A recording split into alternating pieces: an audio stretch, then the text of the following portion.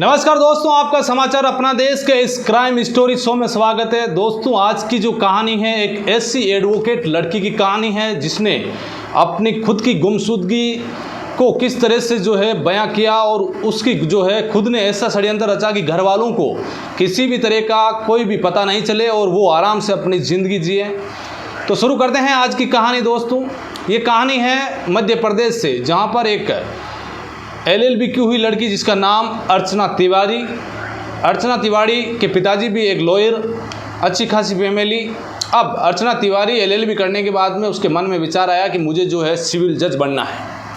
Civil जज बनने के लिए उस लड़की ने जो है कटनी की रहने वाली, कटनी से वो 600 किलोमीटर दूर इंदौर का रास्ता चुनती है। इंदौर में क्योंकि सारी फैसिलिटी अवेलेबल है, वहाँ पर कुछ कोचिंग संस्थान हैं जिसमें अच्छी खासी RJS की वगैरह जो कई सेवाओं की तैयारी कराते हैं, जुडिशियल सेवाओं की। तो उसने सोचा कि मैं कटनी से इंदौर चलकर ये तैयारी करूँगी। वो कटनी से इंदौर आकर अपनी जो है तैयारी शुरू कर देती है। एक हॉस्टल जो PG होता है उसमें रूम लेती है, आराम से तैयारी कर रही है। तैयारी करते करते अब वक्त बीता। अब ये अगस्त का महीना आया 2025 में। अगस्त के महीने में उस जो अर्चना तिवारी है उसको जो है अब रक्षाबंधन का त्यौहार 9 अगस्त को रक्षाबंधन का त्यौहार था। तो उसने सोचा कि अब रक्षाबंधन के त्यौहार पर जो है घर जाना है मुझे। 7 अगस्त को उसका जो है रिजर्वेशन, उसने जो है अपना टिकट बुक करवाया। टिकट इंदौर से कटनी के लिए, ट्रेन जो नर्मदा एक्सप्रेस है जो इंदौर से बिलासपुर जाती है, उस ट्रेन का टिकट करवाया। टिकट करवाने के बाद में 7 अगस्त का शाम को करीब 4:10 पर उसकी ट्रेन। तो उसने सोचा कि चलो एक काम करती हूँ कि 7 अगस्त को निकलना है। सारा सामान पैक किया। इधर जैसे ही उसने रेलवे स्टेशन के लिए एक कैब बुलाई, अपने साथियों से जो है उसने बातचीत की और करीब 2 बजे के आसपास वो कैब में से सीधे इंदौर रेलवे स्टेशन के लिए निकल गई। ये तारीख थी 7 अगस्त। 7 अगस्त को निकलने के बाद में ये 4:10 पर बोगी नंबर जो B1 है, B3 बोगी जो AC 3rd AC का बोगी था, उसमें उसकी 3 नंबर बर्थ थी। 3 नंबर बर्थ में आराम से बैठी और वहाँ से ट्रेन रवाना हो गई।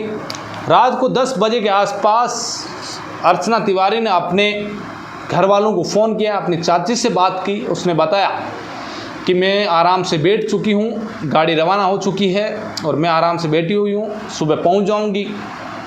अब रात को 10 बजे बाद घर वालों ने सोचा कि सुबह करीब ये नर्मदा एक्सप्रेस जो इंदौर से बिलासपुर तक चलती है, ये करीब 6:30 और 7 के बीच में कटनी रेलवे स्टेशन पहुंचती है। तो घर वालों ने कहा कि चलो सुबह जाएंगे और बेटी को जो है रेलवे स्टेशन से लेकर आएंगे। इधर अर्चना तिवारी बैठी आराम से गाड़ी में और घर वालों ने सोचा कि भाई अपने तक पहुंच रही है। सुबह घर वाले 6:30 बजे के आसपास रेलवे स्टेशन पहुँचे। नर्मदा एक्सप्रेस आकर रुकने के बाद अब घर वाले उस बर्थ जो रेलवे स्टेशन पर, आपको पता होगा कि जो बोगी जहाँ पर होती है वहाँ पर नंबर फ्लैश होते हैं, उसी के सामने खड़ी हो जाती है। घर वाले वहाँ खड़े थे। ट्रेन रुकी, उसके बाद में नीचे सवारियाँ उतर रही थी। घर वाले देख रहे थे कि अर्चना अब उतरेगी। करीब 2-3 मिनट का वक्त हो गया।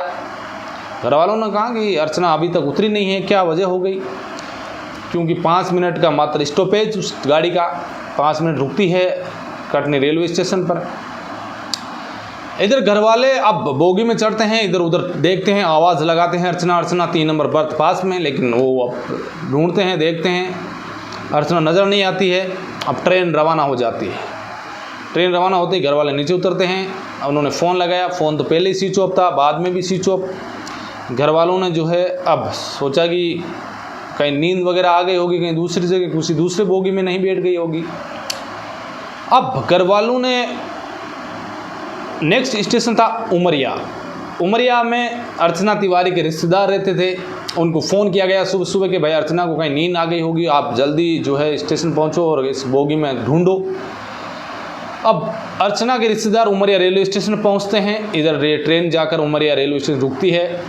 उसके रिश्तेदार उस बोगी में चढ़ते हैं, ढूंढते हैं इधर उधर, 3 नंबर बर्थ पर उसका सामान मिल जाता है, सामान उतार लेते हैं। लेकिन उससे पहले वहाँ के जो पैसेंजर थे उनसे पूछताछ की गई कि भाई यहाँ पर कोई लड़की थी। उन्होंने बताया कि एक लड़की थी जो रात को करीब 2 या 3 बजे के आसपास टॉयलेट करने गई और एक शख्स से टकराई, और जब वो ट्रेन से टकराई, जब उस लड़के से टकराई उस ट्रेन में, तो वहाँ पर जो है नर्मदा नदी के ऊपर पुल पर ये ट्रेन चल रही थी। घर वालों को अब परेशानी हुई कि कहीं नर्मदा नदी में तो नहीं गिर गई अर्चना तिवारी, कोई ऐसा कोई धक्का वगैरह दे देवे, क्योंकि 3 नंबर बर्थ पास में बिल्कुल दरवाजे के। अब घर वालों ने जो है शाम होते होते जीआरपीएफ पुलिस स्टेशन कटनी में जो है इसका मामला दर्ज करवाया गुमशुदगी का। अब जीआरपीएफ ने हाथों हाथ कॉल डिटेल वगैरह मंगवाई, सीडीआर मंगवाई, पता किया कि कहीं कोई है तो नहीं। उधर पता किया तो पता चला कि नर्मदा पुलिया के ऊपर ये रात को करीब 2 या 3 बजे के आसपास ट्रेन गुजरी थी। उस टाइम में ये पेशाब करने उतरी, टॉयलेट करने गई, कहीं गिर नहीं गई। तो सुबह सुबह सर्च ऑपरेशन चलाया गया नर्मदा नदी में, एनडीआरएफ की टीमें वगैरह सब आके देखा, लेकिन कुछ भी पता नहीं चला। इधर सारी कॉल डिटेल वगैरह निकाली गई तो ऐसा कुछ भी नहीं लगा। घर वालों को भी ऐसा नहीं लगा कि भाई कहीं चली गई होगी, या क्योंकि जो लड़की वहाँ से बैठी है, घर पर आ रही है, फ़ोन वगैरह कर रही है, तो कोई ना कोई गड़बड़ हुई है, कोई किसी मानव तस्कर वगैरह किसी ने किडनैपिंग वगैरह कर ली। क्योंकि भारतीय रेलवे में ऐसा हुआ भी है, कहीं कोई किडनैप वगैरह भी कर ले।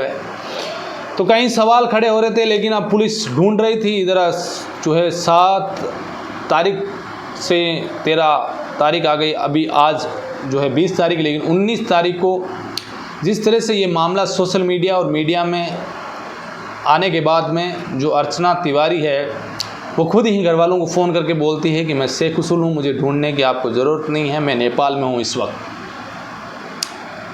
तो फिर पुलिस, नेपाल पुलिस के सहयोग से अर्चना तिवारी को जो है दस्तयाब किया, उसको लेकर आए। और अर्चना से जब पूछताछ की तो उसने बताया कि हाँ, मैं 7 अगस्त को इस ट्रेन में बैठी ज़रूर थी, लेकिन मैं बीच में उतर गई, मेरा सामान उसमें ही छोड़ दिया।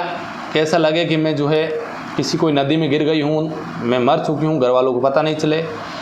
क्योंकि घर वाले मेरी शादी किसी पटवारी के साथ कराना चाह रहे थे, और मैं जो है इंदौर का ही एक लड़का जिसका नाम सारांश, उससे प्यार करती हूँ और उससे शादी करना चाह रही हूँ। वो मेरे साथ ही तैयारी कर रहा है, हम दोनों एक दूसरे से प्यार करते हैं, इसलिए मैं सारांश से शादी करने के लिए ही जो है मैंने इतना बड़ा षड्यंत्र रचा। क्योंकि एक सिविल जज बनने की तैयारी करने वाली एक एडवोकेट लड़की, जिसको क्राइम का सब नॉलेज, क्राइम इन्वेस्टिगेशन कैसा होता है, क्योंकि वो खुद भी जो है कुछ दिन प्रैक्टिस कर रखी है, एडवोकेट है, LLB कर रखी है, तो उसे सारा ज्ञान है कानून का।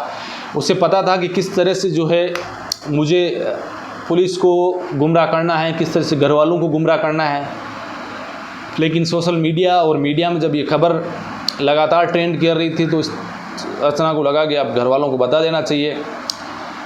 क्योंकि इसने भी जो है वो राजा रघुवंशी केस में सोनम ने जिस तरह से जो कांड किया कि इस तरह से कांड नहीं हो जाए, किसी लड़के से जब शादी हो और फिर उसके बाद में उसकी हत्या हो जाए, ऐसा नहीं करके इसने कहा कि चलो अपन एक काम करते हैं, मैं खुद ही जो है गुमशुदगी जो है मैं खुद ही गायब हो जाऊं, तो घर वाले सोचेंगे कि मेरा पता भी नहीं चलेगा और घर वालों को भी पता नहीं चलेगा और कोई किसी को परेशानी भी नहीं होगी, और मैं और सारांश आराम से ज़िंदगी जिएंगे। और उसने बताया कि मैं घर से आराम से जो है बीच रास्ते से इटारसी उतरी। इटारसी के बाद मैं जो जगह हैं एक सुलजापुर में भी गए। सुलजापुर में दोनों मिले, सारांश और ये। सारांश इसको लेने इटारसी रेलवे स्टेशन पर आया, ये इटारसी रेलवे स्टेशन पर उतर गई थी। उसके बाद में इसका मोबाइल वगैरह भी एक जगह पर डाला जहाँ पुलिस को लगे कि वहाँ पर जो है इसकी लोकेशन आए, इसके कपड़े वगैरह मिले, लेकिन इसकी लाश नहीं मिले। ऐसा इसने सोचा कि मैं जो है अपने आप को जो है मृत घोषित, घर वाले सोचे कहीं कोई जानवर वगैरह खा गए। इसने पूरी तमाम वो सारा षड्यंत्र रचा, क्योंकि एक पढ़ी लिखी एक एडवोकेट लॉयर। लेकिन फिर इसने सोचा कि अब घर वाले परेशान हो रहे हैं, पुलिस लगातार ढूंढ रही है, तो फिर इसने खुद ने ही नेपाल से फ़ोन करके घर वालों को बता दिया। तो प्रेम के इस लव स्टोरी के अंदर कैसे कैसे लोग जो हैं अपना खुद का षड्यंत्र रचते हैं, किस तरह से जो है प्रेम में पड़ने के बाद में किस तरह से घर वालों को जो है परेशानी होती है, घर वालों को जो है गुमराह करने के लिए किस तरह से इसने षड्यंत्र रचा। तो कैसी कैसी जो है कहानियाँ सामने आती है। तो आज की कहानी में बस इतना ही, फिर किसी कहानी में आपकी मुलाकात होगी। तब तक के लिए जय हिंद।